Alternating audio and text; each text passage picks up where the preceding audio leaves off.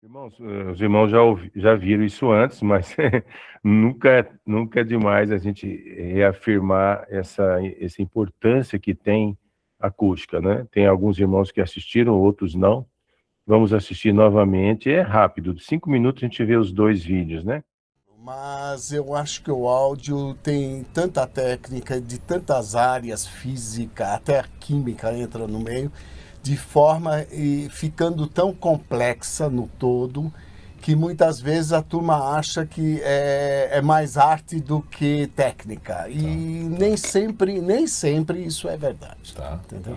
Olha, eu posso te dar uma relação, Por favor. uma relação da ordem de importância disso, que isso está no nosso site, inclusive.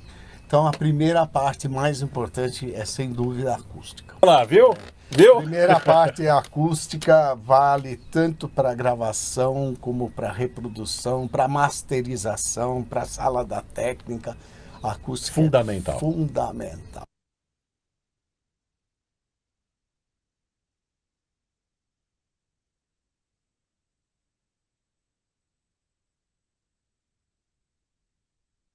Se começar errado, Já você tem uma redução da qualidade final permanente. Não tem como recuperar isso, né? Depois você tem a parte elétrica. já em segundo lugar. Já em segundo lugar. Eu diria a acústica é algo em torno de 50% do resultado final. Olha que interessante. A elétrica são mais uns 30%. Puxa vida. Né? Entendi. Então você tem a acústica, a elétrica. Em terceiro lugar vem os equipamentos e cabos. Onde entra a parte da eletrônica, certo? CD player, DVD player, pré, pau, a caixa, tudo isso. Todos os cabos estão no mesmo nível, na minha opinião. Muitos não concordam com isso. Depois dos cabos, em quarto lugar, eu coloco o aterramento. O aterramento tem uma importância muito grande dentro do palco sonoro do panorama, no recorte da imagem. Ele aumenta a nitidez do recorte. Isso assim é claro. É claro, é. Principalmente o aterramento TT. O TN nem tanto, que é um aterramento que é o aterramento do neutro, na verdade é mais sujo. Então você tem acústica, elétrica, equipamentos e cabos, aterramento. Agora vamos ver o estouro do balão, irmãos. É uma técnica para descobrir o tempo de reverberação da sala, né?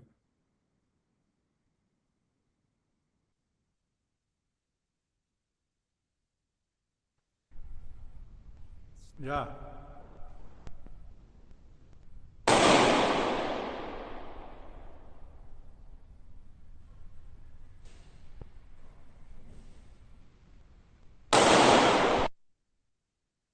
Ali aproximadamente 4 segundos os irmãos contaram. E depois que fizeram revestimento com forro, com a placa de lã de PET. Agora depois do tratamento.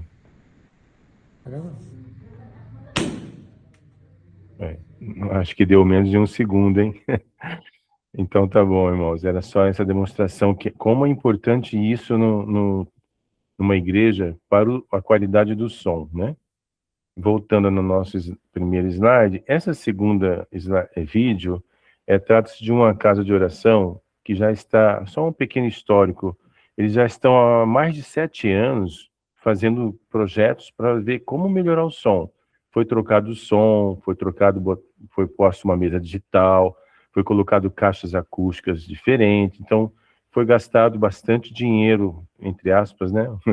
Com equipamentos de som, e é uma prova de que não ficou bom. Agora, depois de 7 anos, resolveram fazer, graças a Deus, né? A igreja foi fechada por uns 2 meses, acredito, para fazer esse tratamento aqui, que nós fizemos um convênio com essa forro de acústica de lã de PET, né? O qual está sendo executado. Nós estamos na fase agora de já destruir o forro de gesso que tinha, né? E já estão fazendo a armação, o forro modular, a estrutura metálica para fazer o forro modular. Vamos ver essa igreja aqui, que está em andamento. Assim que terminar, nós gravamos o vídeo final dela.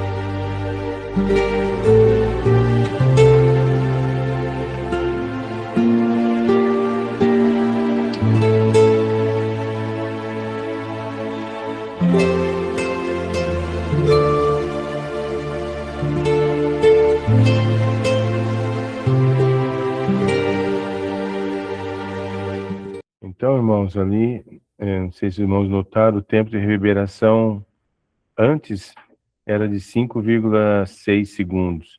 E agora, com esse projeto, nós esperamos que alcance 1,9 segundos, salvo engano, não lembro agora ali, 1,7, eu acho. Será medido depois, depois que fizer a instalação do forro novo.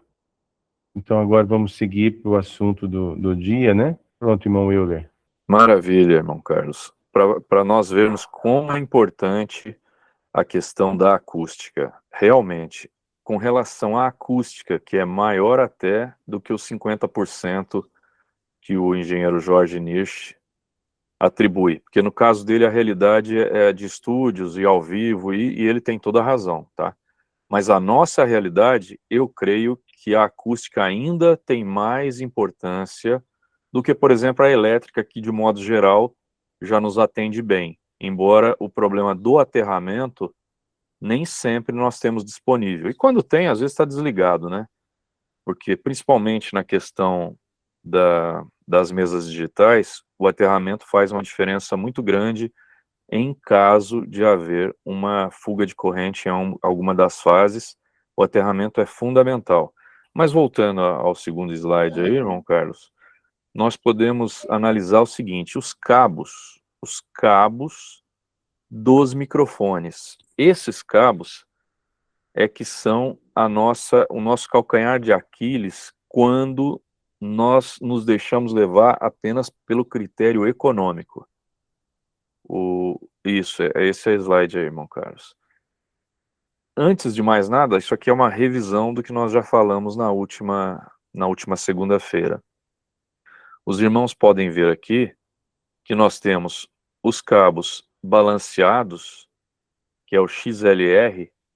Esse cabo em todo microfone ele é assim, mesmo que não seja usado, no caso dos microfones dinâmicos, o 1 e o 3 geralmente é colocado em curto, mas mesmo assim o conector do microfone é sempre esses três. E o irmão vê que o primeiro sempre é o malha. Eu, inclusive, quando era mais novo, eu precisava decorar isso aqui para não ficar toda hora tendo que olhar, né? Então eu falei, primeiro um é malha, 2 é positivo, 3 negativo. Fiquei repetindo isso algumas vezes até que gravou na minha mente. 1 é malha, 2 é positivo, 3 negativo. 1 é malha, 2 é positivo, 3 negativo. Acabou. Nunca mais a gente erra. Toda vez que a gente desmonta um microfone, a gente já vê se as cores estão adequadas. Sempre é um positivo, geralmente vermelho. O malha é malha mesmo. E o negativo, que é o 3, geralmente é transparente, branco ou raramente preto.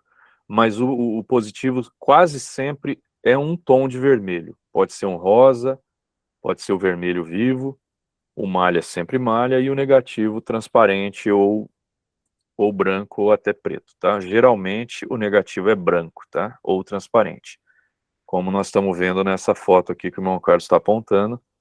Esse aqui é um cabo Santo Ângelo, onde nós vemos claramente o 0 e 1, na verdade, é uma malha só, tá? É que aqui o irmão Leazor fez de uma maneira muito correta, separando a malha em dois para ligar um no pino, outro naquele pino de aterramento da carcaça do plug, que nós podemos ver aí ao lado. Essa carcaça, ela tem um aterramento também. E é importante ligar a carcaça do plug em uma perna da malha. No caso, pentear e fazer 2 fios aqui, ela é uma só, tá? Uma só. É uma forma mais fácil de trabalhar do que fazer uma curva, um L, numa malha só. Certo? A questão da solda nós podemos ver novamente, mas já foi passada também. O irmão Leazor fez um vídeo específico sobre a solda. Nesse do meio aqui, que tem 2 microfones, e um está falando ruído e o outro sinal invertido, esse sistema que a gente chama de balanceado é muito usado em áudio profissional. Por quê? No cabo, a malha, ela também serve de antena para os ruídos de modo comum.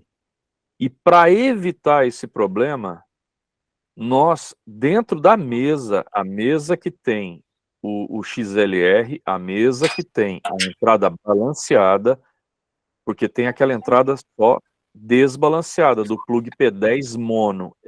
As mesas mais simples, tipo algumas da Ciclotron, algumas mesas antigas, elas não têm esse sistema. Então vamos apenas falar do sistema de áudio balanceado das mesas que tem ou o P10 balanceado ou o XLR, que já é naturalmente balanceado.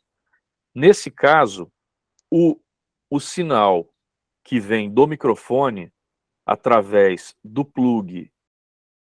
Então, continuando aqui, esse ruído de modo comum, ele vem pela malha e ele se mistura em tudo ali. Ele pode ser um ruído... Bom, continuando. Aí o cancelamento de ruído ocorre porque dentro da mesa, onde tem os conectores balanceados, os amplificadores operacionais, o que eles fazem? Eles invertem um sinal, que um vem pelo branco e o outro vem pelo vermelho. Um vem pelo pino 2, vermelho, positivo, e o outro pelo pino 3, negativo. O amplificador operacional inverte a fase. Então, o que acontece? O ruído que tem a fase invertida, um cancela o outro, porque, como os irmãos podem ver um maisinho aqui na crista da onda positiva, esse que, juntamente com a crista da onda negativa, esse é o ruído que será cancelado. O sinal da voz, não. Esse vai se manter na mesma fase, colhido de um só desses cabos. Essa é a forma de nós termos um cancelamento de ruído de modo comum, enquanto que o ruído produzido pela cápsula, que seja a voz ou o instrumento que seja, vai passar incólume e depois do primeiro amplificador operacional lá, que é o pré-amplificador de toda a mesa tem, ele vai sair já com o ruído bem diminuído. E o sinal que é somado, esse vai ter um ganho maior. Então, o ruído é anulado enquanto a voz ou o sinal do microfone, pode ser do instrumento também, vai ser somado. Porque aí a crista do mais vai estar também no mais, como esse aqui de baixo. A voz vai ter os seus picos de mais em fase, enquanto o ruído vão ter os seus picos em contrafase. E assim, com esse truque bem simples, que nós conseguimos diminuir bastante o ruído de modo comum nos sistemas balanceados. Ah, mas e se não tivermos sistema balanceado na mesa, irmão? Tem problema? Não, não tem problema. Esse ruído aqui, ele vai aparecer em casos muito específicos, de cabeamento muito longo, de alto índice de interferências eletromagnéticas, de radiofrequência. Isso é que pode acontecer, como foi falado na última aula, em casos em que alguma rádio próxima conseguia sair nas caixas de som da igreja. Imagina como tira a comunhão. E outros sinais também.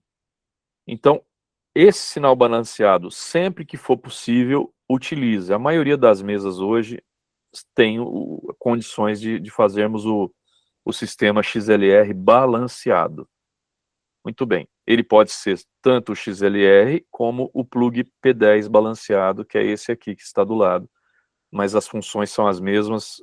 O pino 1 continua sendo a malha, que no caso é a parte maior aqui embaixo, anexa e ligada física para conferir uma blindagem aqui. Esse pino central, que é um anel central, é o menos, que seria o nosso número 3, e o da ponta, que é esse em forma de flecha ou seta, que é o que trava, é o nosso positivo, que lá no XLR é o número 2.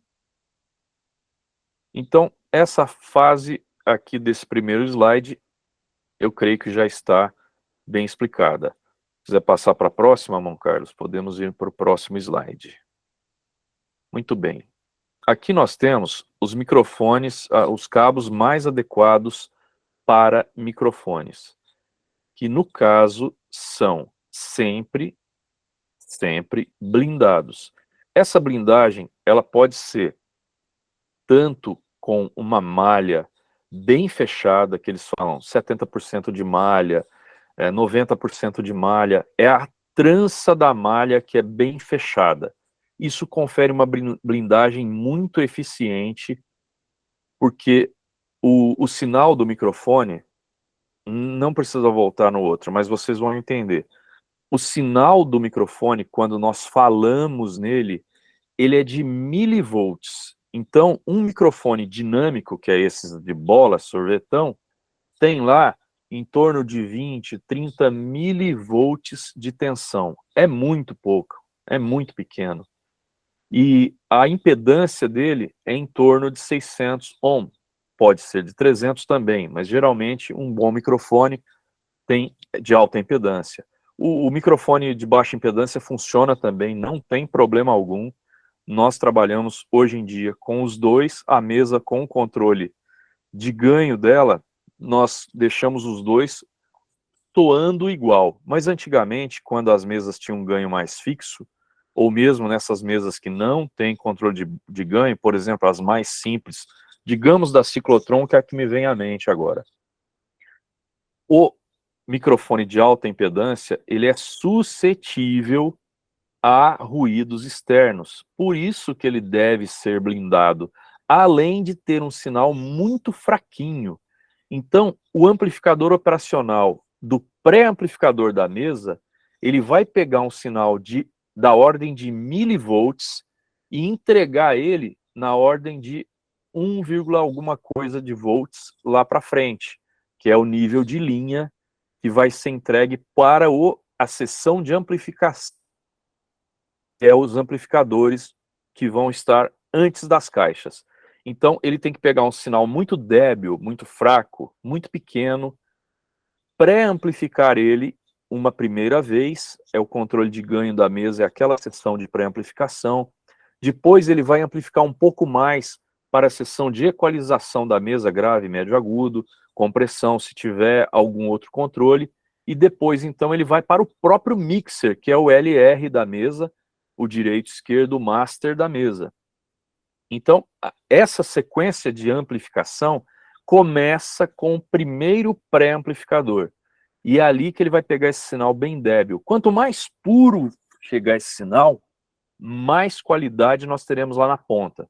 Porque não tem como você, se tiver com um sinal ruim, depois melhorar ele eletronicamente. Isso é possível em mesas digitais, mas o resultado nem sempre é bom. É melhor ter o melhor sinal. Eu costumava dizer, bem antes das mesas digitais, tá? Que o mais importante é o microfone e a caixa de som. O que está no meio, a mesa e o amplificador, não faz muita diferença. Porque se o microfone for ruim, tudo que chegar na mesa já chega ruim. Se os cabos forem ruins, tudo que chegar na mesa de ruído, de mau contato, ou mesmo de perda de sinal, imagina, o sinal já é débil, já é um milivolts, e você ainda tem um cabo péssimo, que nós vamos ver lá na frente, de alta resistência. Com isso o sinal vai chegar pior ainda, e a mesa não vai fazer o seu trabalho como deveria. Ela vai já ter um sinal muito ruim para ser amplificado e tratado. E essa pode ser a diferença, meus irmãos, de uma igreja em que você entende bem, não com relação à acústica, tá? Mas um som gostoso de se ouvir, encorpado, com todas as características da voz de quem está falando, de uma outra que o som realmente está deteriorado e não pela equalização, que é outra história. Dá para estragar também um som muito bom com equalização mal feita. Menos também. Mas aí já é outra história que vai ser tratada nos capítulos da mesa de som. Voltando à questão dos cabos. Depois dessa introdução aí, bom, se nós sabemos que o som, o áudio gerado pelo microfone, que ele é um transdutor, o que ele faz? É um alto-falante, o microfone, fazem exatamente a mesma coisa. Um é o contrário do outro.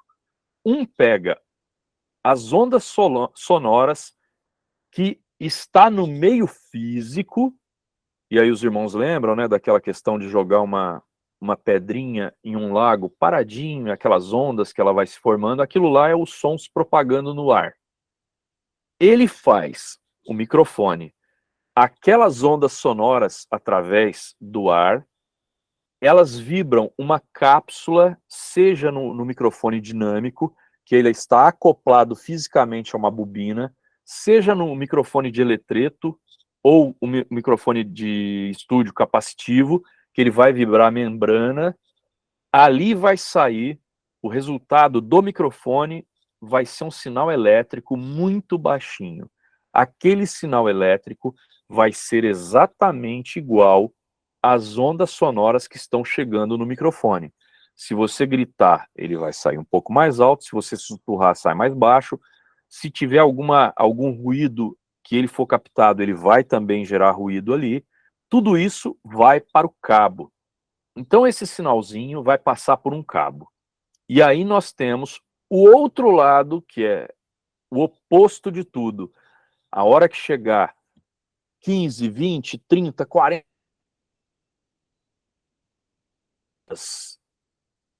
elétricas, na bobina do alto-falante, ela vai vibrar na mesma frequência que lá atrás no microfone foi gerado, e vibrando o cone do alto-falante, aquele sinal elétrico vai se transformar novamente em sinal auditivo, em ondas sonoras no ar, que será propagada até o ouvido nosso. E aí é que tá, se a qualidade do alto-falante for boa, vocês vão ouvir exatamente o que foi produzido pelo microfone. Se o alto-falante não for adequado, imagina aqueles de verdureiro, né? Olha a pagonha, só tem médio ali, não tem grave, não tem agudo, mas ele vai longe. Por isso que é usado aquelas cornetas de médio para vender verdura na rua, vender pamonha, certo? Bom, agora voltamos novamente aos cabos. Qual a importância de termos um bom cabo? A blindagem do cabo vai fazer, como ela é sempre aterrada em um ou nos dois pontos, geralmente ela é aterrada lá na mesa, a mesa está aterrada, deveria estar aterrada, né? Quando não, através do próprio chassi da mesa, ele vai para o amplificador, então ali fecha toda uma malha e o aterramento se dá em algum ponto. Esse ponto estando aterrado, qualquer coisa que vier de fora vai ser desviado para o terra através da malha. E o sinal que está lá dentro dos dois cabinhos, o vermelho e o branco, estará com toda a sua integridade mantida. Bom, chegando lá, no microfone, o nosso áudio vai se transformar em um pequeno sinal elétrico e vai ser conduzido por esse cabo. Aí nós temos um outro problema, que é o material de que ele é feito.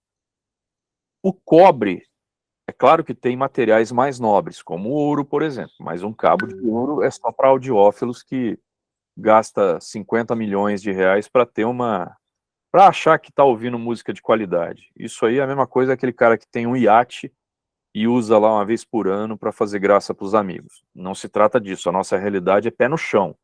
Então nós não precisamos de um altíssima qualidade de nível audiófilo. Porém, entretanto, todavia, nós temos que ter uma qualidade, porque a nossa instalação, ela não é móvel, ela é uma instalação fixa, é uma instalação perene, e com cabos adequados, nós podemos ter 15, 20, 30 anos de tranquilidade que aquele cabo vai fazer a sua função para a qual ele foi produzido, que é transmitir, aliás, esse débil sinal lá do microfone até a nossa mesa de som. Então, meus irmãos, os cabos que recomendamos são 100% cobre. 100% cobre. Depois, quando chegar no finalzinho, eu fiz umas experiências com alguns cabos que eu tenho aqui, nós vamos falar do que acontece quando ele não é 100% cobre. Entretanto, alguns cabos, como o Santo Ângelo, nós vemos nitidamente que ele não tem essa malha de cobre. Geralmente a malha dele é bem prateada. Só que a qualidade desse material é bom. Então, o Santo Ângelo, apesar de não ser de cobre a malha, ele tem alta qualidade.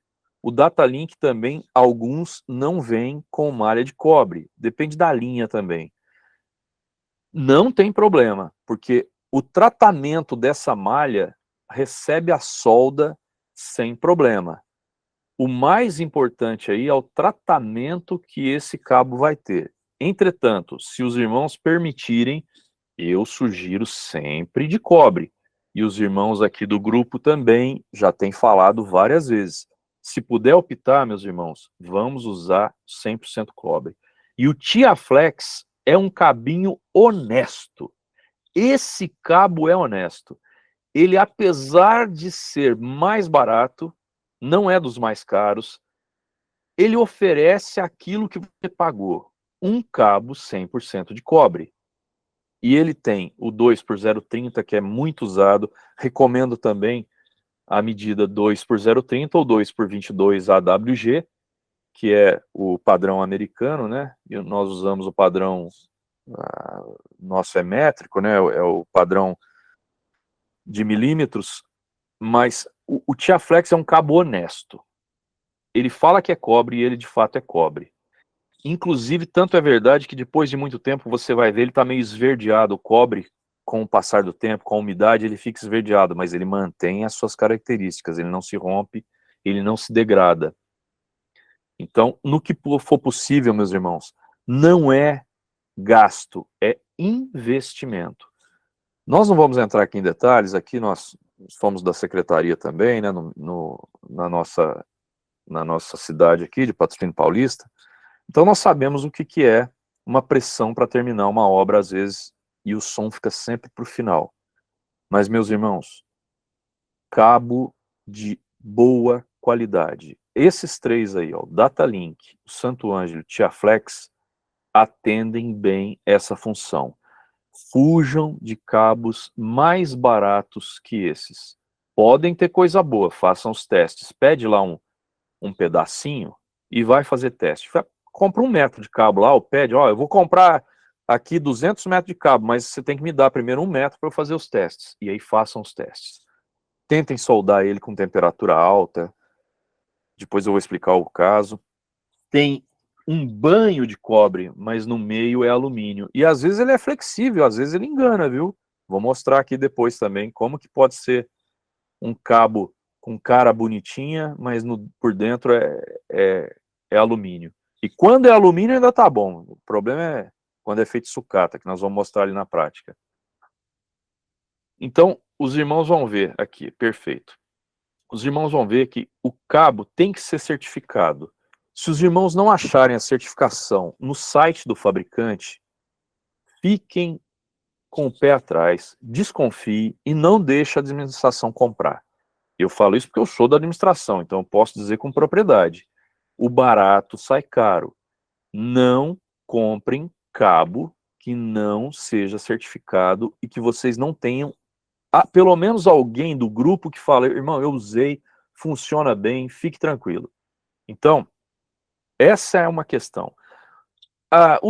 A espessura do cabo, o diâmetro interno do cabo, não tem necessidade de ser maior do que o 2x030, porque, inclusive, uma questão prática, meus irmãos, não vamos fazer uma instalação de uma central, por exemplo, que tenha lá 40, 50 metros de frente aos fundos e colocar o som lá atrás para puxar o multicabo lá, 50 metros de fio, porque o multicabo geralmente ele tem é um pouco mais fininho do que esses outros aí.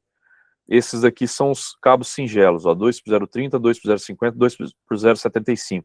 O preço sobe muito de um para o outro. Então vamos manter, quer fazer economia? Vamos usar o 2x030 na menor distância possível. Então o operador de som não tem problema ficar mais ou menos no meio da igreja, um pouco para frente. Aquele mito, nós vamos falando assim, meus irmãos, que vai surgindo essas ideias que com certeza muitos de vocês já passaram. dizia assim, o operador tem que ficar lá atrás, no último banco, se não está ouvindo bem. Irmão, o bom operador de som, onde ele estiver, ele vai saber operar som. Ele pode estar no primeiro banco e ele vai saber se o som está alto, está ruim, se está baixo, se está mal equalizado. Então não tem essa de colocar o operador de som lá atrás, ali na parte do meio para frente do que do meio para trás, por uma razão muito simples. Nós economizamos com cabo, evitamos interferência e temos uma condição, se necessário for, de correr ali e auxiliar os irmãos, por exemplo, com o microfone sem fio que por acaso não ligou ou perdeu a sintonia, né? Infelizmente hoje eles não são mais como era antigamente, uma frequência de FM, eles usam sinal de Bluetooth, a maioria deles. É digital, tem suas características que são boas, porém, de vez em quando eles dispareiam, né? Aí tem que parear o microfone de novo. Tem aquele segredinho, coloca a pilha, liga, os irmãos já sabem disso, né? Uma solução muito boa é o uso de multicabos. Hoje, vamos falar a verdade e dar o nome certo às coisas, virou modinha colocar 2 tribunas e colocar 2 microfones, um de cada lado da tribuna, as tribuninhas de oração. Antes, nós vivemos décadas e décadas sem isso, e agora virou modinha, tem que ter, né? Tudo bem, numa central, que sempre tem orações de mais de um irmão ali do ministério e tal, até faz sentido. Mas uma igreja de pequeno e médio porte, não vejo necessidade prática, embora não estou julgando, tá? Estou falando tecnicamente. Nesse caso, você já de cara precisa de 5 vias. E o multicabo de 6 vias aqui é ideal para isso. Eu mesmo estou com um Santo Ângelo aqui de 6 vias. Eu compro geralmente 100 metros e conforme a necessidade nós vamos usando. Ele facilita bastante o nosso trabalho, principalmente quando nós temos uma limitação de conduítes. Quando o conduíte não está dimensionado para um monte de cabo, imagina um Santo Ângelo singelo 2x030. Ele tem um cabo muito grosso, emborrachado, espetáculo. Mas vai passar 5 vias em um conduíte de 3/4 para ver. Vai ser problema. Então, vamos usar o que a tecnologia já nos deu. O multicabo para isso sai mais barato e tem todas as qualidades também. Além de, ele tem uma alma por dentro. Geralmente, parece uma das vias dele, mas é para dar uma sustentação mecânica à tração, né? Se ele for tracionado, não arrebentar os cabos. Ele tem também uma boa qualidade de construção, tem a malha muito boa, e todos ali juntinhos, eles vêm numerados, tem lá 1, 2, 3, 4, 5, 6, é muito bom, o multicabo é uma excelente opção, mas irmãos, na obra, o que não pode ser mudado é a palavra de Deus, agora o resto vai da necessidade e da possibilidade. Nós já fizemos de tudo, já fizemos instalação com cabo, aquele cabo RCA, né, aquele cabo que tem uma malha e um dentro só, aí vai aquele monte de cabos, um RCA estéreo, né? Já leva 2 microfones aí, tranquilo, desses antigos aí. Vai, já fizemos. Já fizemos com cabo de todas as marcas que eu consegui comprar mais barato, até eu aprender que nós temos um problema muito sério, que é a qualidade. Essa questão aí do 2x030, se for cabo singelo é o ideal. Voltando aqui aos cabos, o singelo em instalações que é possível, pode usar, não tem problema. Mas cada região sabe das suas necessidades. Aqui nós temos, olha só, os exemplos de cabos. E é aqui que entra uma curiosidade. Certa vez, aqui em Franca, que eu sou da região de Franca aqui, nós tivemos uma reforma, hoje ela está passando por uma outra reforma muito maior, a Felisbino de Lima, que é uma igreja na região central da cidade. Foi feita uma instalação e eu usei cabos de baixa qualidade, sem saber. Parecia muito bom, à primeira vista era um cabo de alta qualidade e tal, bom, colocamos. Com menos de 6 meses, um dos microfones do testemunho parou de funcionar. Aí começamos a caçar o problema, né? Vamos lá, caça o problema. Abre aqui, não, no conector tá bom. E do outro lado também tá bom na mesa. Faz o teste de continuidade. Ai, meu Deus. A malha interrompida. Eu falei, mas como é que pode? A malha interrompida. Aí fomos à caça do problema. Eu fui cortando os pedaços e medindo, cortando e medindo. Eis que no meio da parede nem era uma instalação de solo, era feito através da parede, de uma caixinha para outra caixinha e ia andando até o final. A malha estava interrompida. Quando eu achei o defeito e puxei, saiu, não existia malha, existia um pó branco, esbranquiçado, parecendo talco, no lugar onde um dia foi a malha. Que coisa. Comecei a puxar, achei outros pedaços já comprometidos. Nós estamos falando de uma instalação, já estava lá com seus 10 metros de cabo, no meio de 10 metros de cabo a malha resolveu se deteriorar. Mistério, né? Depois eu vim saber o porquê. Muito bem. Diante disso, tivemos que trocar toda a fiação que já estava pronta, inclusive a do órgão, porque toda ela estava comprometida por causa da baixa qualidade do cabo. E aí, meus irmãos, ontem ou anteontem, preparando esse slide aqui, ó, os irmãos estão vendo aí um cabo azul. Na verdade, são 3 pedaços do mesmo cabo. Esse cabo aí é aquele cabo vendido para som automotivo. Um desses cabos estava rompido. Meu Deus, o que aconteceu com esse cabo? Será que é o meu conector? Abri os 4 conectores perfeitos. De repente, no pezinho de um, do positivo de um, eu vi que ele estava solto. Aparentemente não, eu tive que movê-lo, aí eu vi que ele não estava soldado. Muito bem. Como vocês podem ver, esse pedacinho azul menor aqui, ó. Aí eu fui cortar um pedacinho, né, para soldar de novo no positivo do meu conector RCA. Cadê? Onde estava o fio aí de dentro? Não havia nada. Sumiu. Não tinha nada. Vocês depois dão um zoom aí, ó, vocês vão ver aqui que tem só onde o bercinho onde ele ficou, que eu cortei no meio, ficou a metade. Só saiu um pozinho branco, um talquinho que nem deu para ver. Aí eu cortei mais, viu? Eu fui cortando. Aí ficou nesse do meio aqui, esse. De repente eu achei um pedaço lá. Fui puxar, ele se rompeu aí. Eu deixei a pontinha dele lá para vocês verem. Vejam que só esse pedaço aí, que deveria ter uns 5, 6 centímetros, não tinha mais. O positivo aí, o cabo central já estava desaparecido também. Aí eu fui cortando. Aí lá pelo meio metro, ou um pouco mais, é que tinha a outra ponta ainda intacta, que é o que os irmãos estão vendo aqui, ó. Aí eu fui pegar outro cabo aqui, esse aqui do lado do azul. É um cabo bom? Sim, é um cabo bom. Aparentemente bom. Ocorre, porém, entretanto, todavia, que a malha dele é daquele material estranho, que parece prateada. Aí eu fui tentar soldá-lo. Bom, pega a solda em, digamos, 20% do cabo, e ele começa a melecar, como se tivesse uma cera derretendo. Não funciona, não pega solda fria. Aí você vai medir a resistência dessa solda com o multímetro, ele dá lá mais de meio ohm em um pedacinho de meio centímetro, que absurdo.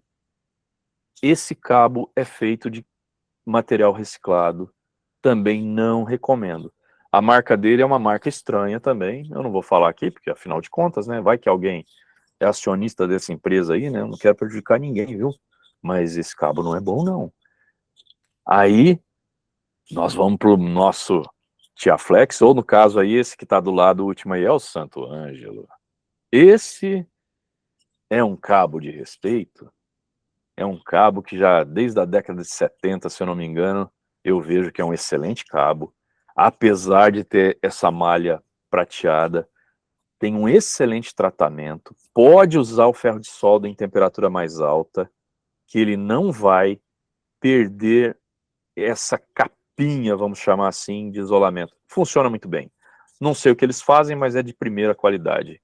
Então, recomendo. Não é genérico, é um cabo de respeito. O Tiaflex não está aí, mas nem precisa falar. Ele está aqui, é esse que está com plug, viu? Esse que está com plug é o Tiaflex. Nesse caso, o plug, eu vou mostrar para vocês.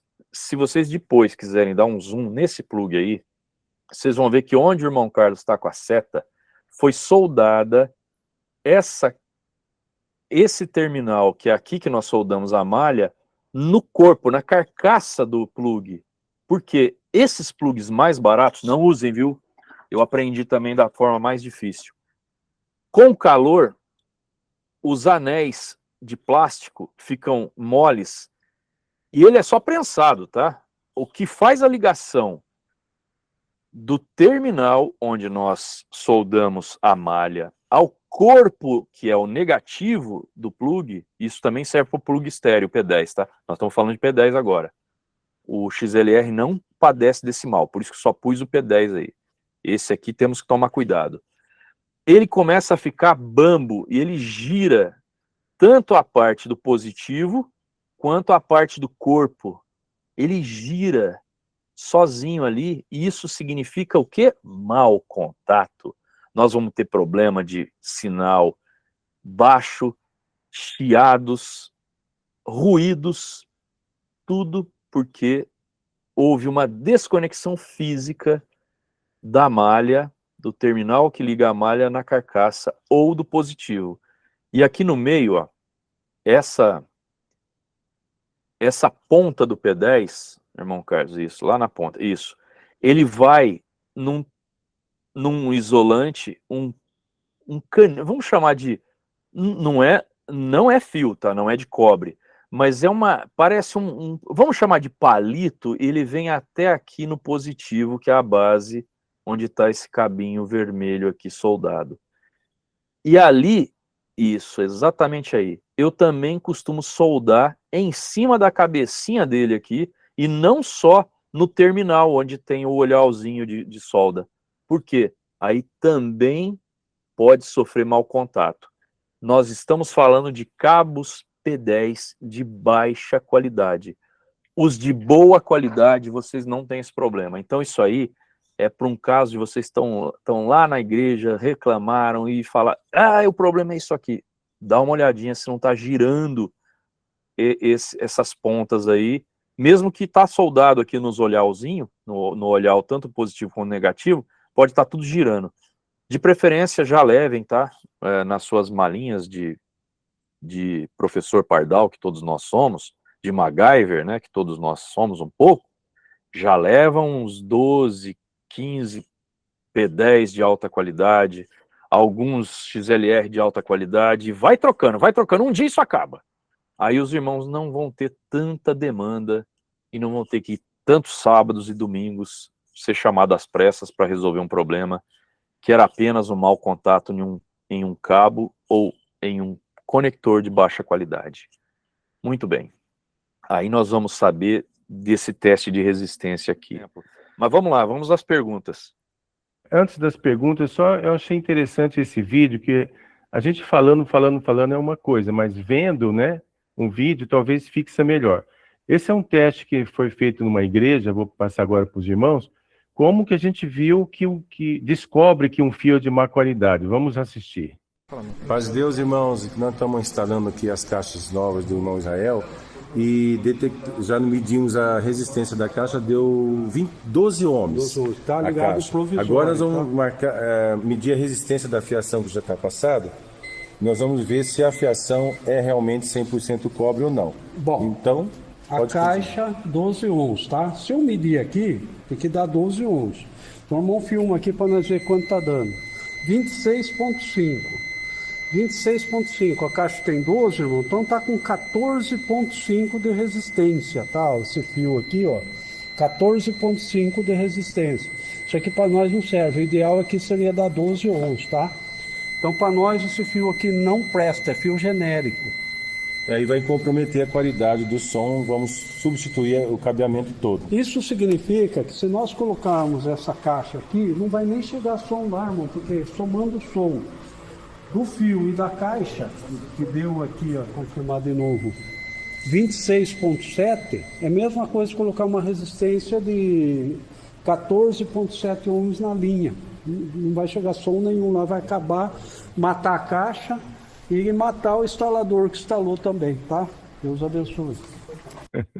Paz de Deus, irmãos, que nós estamos instalando aqui essa... Pronto. No caso, Bem, matar irmãos, de raiva o instalador. É importante a gente mostrar toda essa teoria, mas eu acho mais importante ainda mostrar esses testes físicos, né, in loco, que a gente fala, né? Então, aqui encerramos o assunto de hoje. Como temos, desde o início, a gente teve irmãos perguntando outras coisas, vamos abrir então para perguntas agora. Os irmãos já... O primeiro irmão, não me lembro agora, que levantou a mão no início, e perguntou qual é o assunto mesmo. Irmão, pode falar agora, irmão.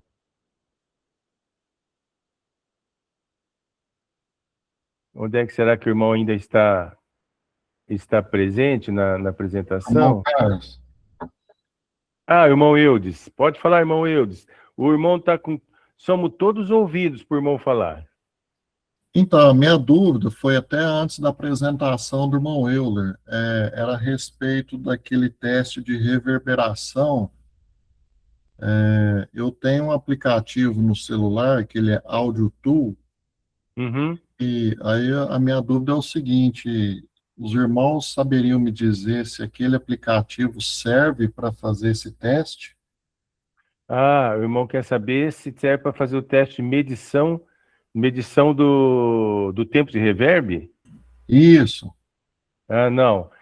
Aquele aplicativo, eu nunca fiz, tá? Alguns irmãos que depois podem até falar, mas ele serve mais para a gente descobrir quais as frequências que estão faltando, ou perdão, que estão frequências que estão de microfonia, né? Que estão sobressaindo na sala. Ou medir o dB, né, o volume da sala, 85, 80 decibel, mas eu nunca usei aquilo para fazer uma medição acústica. O que nós usamos, como nós mostramos aqui no vídeo, é o estouro do balão.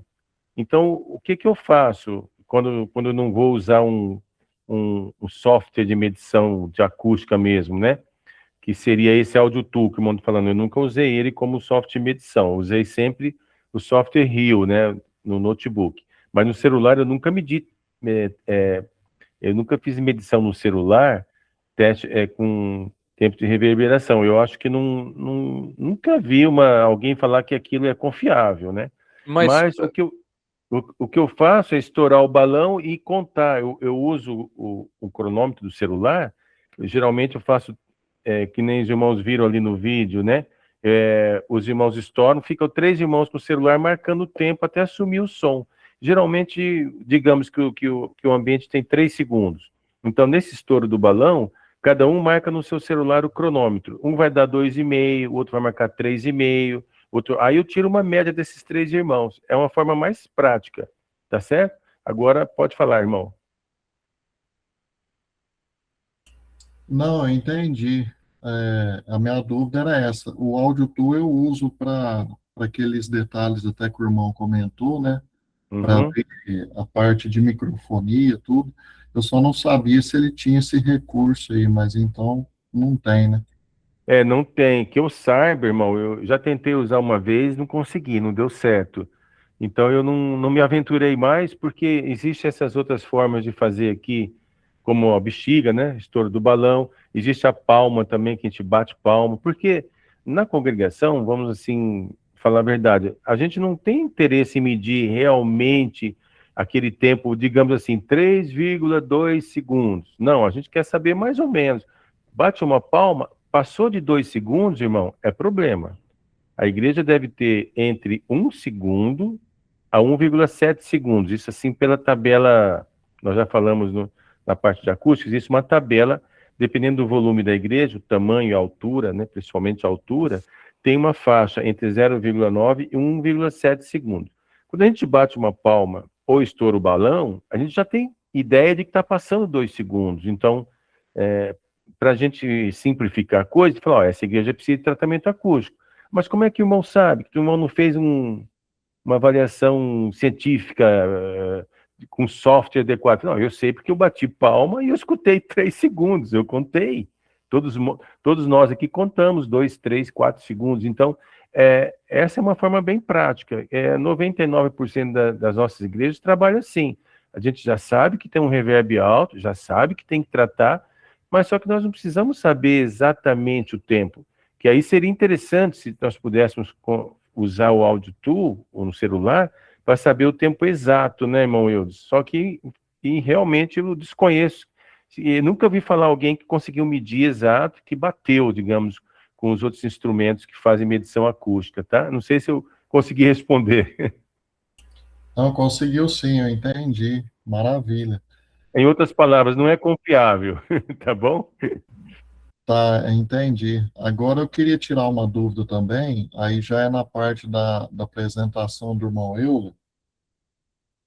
Uma dúvida que eu tenho com relação à utilização do multicabo. Eu ainda nunca utilizei o multicabo, eu sempre usei cabo singelo. Qual que é a diferença de um para o outro, por exemplo, assim, qual que é mais adequado? É a distância desse cabo, quanto mais longa a distância, melhor um ou outro?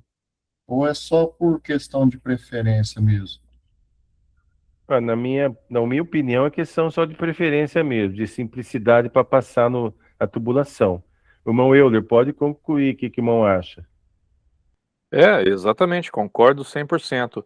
O cabo singelo, em tese, ele é até melhor, porque ele sozinho tem uma malha maior, geralmente ele é 2x0,30, o multicabo é um pouco menos, só que é isso, na tubulação e a praticidade, você passar um só, do que você ter que passar 4, 5 cabos, agora, eventualmente até 6, e ter que pentear todos esses cabinhos, porque ele não pode ir de qualquer jeito, né? Tem que ir certinho. O multicabo faz tudo isso para nós, então tempo é dinheiro, e ele é prático e funciona muito bem, e é de qualidade. Então, sai até mais barato. Essa é a verdade é essa. O custo é muito, muito parecido, não é muito, mas é mais a praticidade mesmo. Eu só não gosto muito, meu irmão Eudes, esses cabinhos do multicabo são muito fininhos, é mais difícil de soldar, na minha opinião. Bom, eu tenho dificuldade de solda, tanto nesses cabinhos finos quanto nesse mais grosso aqui, né? Mas esse aqui, ó, para passar ali no pino P10, cadê o pino?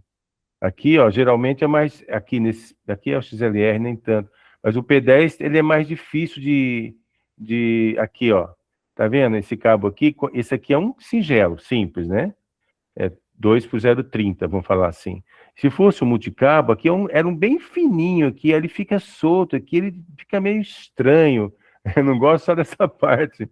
Mas não aí é bonito, né? Não é bonito. Então, os irmãos, é mais questão de preferência mesmo. Agora, deixa eu falar uma coisa, irmão Eudes. Agora eu lembrei. Irmão Euler também. Esse multicabo aqui, eu aprendi, entre aspas, né? Eu já vi uns irmãos que eles preferem passar até ali embaixo do púlpito, tem uma caixa de passagem. Aí ali eles fazem uma medusa. Colocam uma caixa de passagem, que chama medusa. Esses fiozinhos aqui, eles entram na medusa. Puxa, que pena que não tem uma foto aqui para mostrar. Aí dessa medusa sai um cabo singelo assim para cada microfone. Então lá debaixo do púlpito, ele só chega ali, ele não vai ser soldado no P10 lá no microfone, ele vai passar dessa caixa de passagem, que é um sistema de XLR, ele pega o XLR aqui, passa para a esquerda, lá para o microfone das irmãs ou irmãos, e para a direita, tudo com esse cabo aqui. Inclusive, irmãos, foi bom falar nisso, nós estamos usando muito aquele cabo de 1,10 m como chama? Cabo com microfone já, que vem embutido o microfone, que vem embutido o cabo, esqueci o nome, SATI, cabo SATI. Nós mostramos na aula anterior, falamos sobre ele. Fica mais fácil quando tu usa o multicabo, tu vai até embaixo do púlpito com a caixa de passagem, como eu falei, 4, 5, 6 microfones, como o irmão Euler disse, às vezes até agora está na moda usar 6, até 8 microfones. Então já pega um multicabo de 8 vias. Chegando ali embaixo do púlpito, usa-se uma medusa de 6 vias ou 8 vias, e sai para cada medusa, cada saída, vai um cabo singelo desse aqui, que vai até o microfone. No caso, a gente tem que puxar para a lateral, lá para o testemunho, do testemunho para cima até a posição do microfone, vai aquele SATI, que é um cabo singelo desse, a gente faz um clique ali, um plug, né, macho e fêmea, XLR, então é uma maneira de a gente usar esse cabo sem precisar soldar isso aqui lá na ponta do microfone, né, no cabo. Só lá na parte da mesa de som, que logicamente lá na mesa vai ter que ser esses, no caso se for uma mesa P10, né, vai ter que aquele inconveniente de ser fininho. Se for uma mesa XLR balanceada, não teria tanto problema. Então, é só essa questão aqui. Então, eu lembrei disso, que esse cabo é muito usado para só chegar embaixo da mesa de som. Para as demais, para as ramificações dos microfones, aí usa-se o singelo, simples, né? Acho que deu para esclarecer, né, irmãos? Ô, irmão Carlos, eu entendi sim. Eu até tinha ficado com essa dúvida também, como é que faria debaixo da tribuna ali, por exemplo. Pensei na medusa, mas então é isso mesmo que os irmãos fazem, né? Exatamente, é uma medusa. Outros irmãos preferem fazer a ligação direta, mas eu não recomendo não, sabe? Botar um macho e fêmea direto sem a medusa. A medusa é uma caixinha, né? Onde chega ali as 6 vias de microfone, aí você pluga ali e sai mais. Só que vai dar um pouco mais de trabalho, né, irmão Wilson? Na verdade, tudo tem pró e contras, né? O cabo singelo tem eu acho assim, mais, se puder passar uma tubulação mais grossa, por isso nós falamos da infraestrutura, fazer uma tubulação de 1 polegada, uma polegada e meia, não sei, ou 2, para passar os cabos o quanto precisar, porque daí o cabo fica único, né? Ele é singelo, ele vai até lá em cima do microfone, sai da mesa e vai direto. E esse outro de multicabo, ele vai ter essas conexões. Então, eu acho que vai dar mais, com o tempo, mais manutenção, mais problemas, né? E talvez. Então, aí é questão de gosto, né, irmão Eudes? Instalador. É verdade. Então, até aqui na região nossa, eu utilizo mais o singelo por causa desse detalhe também, para evitar emendas ao longo do caminho do cabo, conexões, Isso, que vai isso. direto até lá no pé do microfone, né? É, Mas agora, maravilha. agora tem uma diferença entre emenda e conexão, né? O que nós não podemos ter, nós falamos um pouco sobre isso aqui, ó. Não podemos ter emenda, onde é que está aqui? Mas a conexão, que nós estamos falando agora, são conexões, até 3 conexões para chegar o cabo lá no microfone, né? Agora, aqui, ó, não deve haver emendas em cabos de microfone, de maneira alguma, a não ser em último caso, você está lá no interiorzão, não tem loja para comprar cabo, não tem como, a viagem já está no final, você não tem tempo, aí você faz uma emenda, com solda, logicamente, bem feita, mas essa emenda vai comprometer aquele canal, aquele microfone. Então, no caso, cai a potência quase a metade, então o som de um microfone vai ficar bem mais fraco que os outros, e pode causar chiado, ruído nessa emenda, né?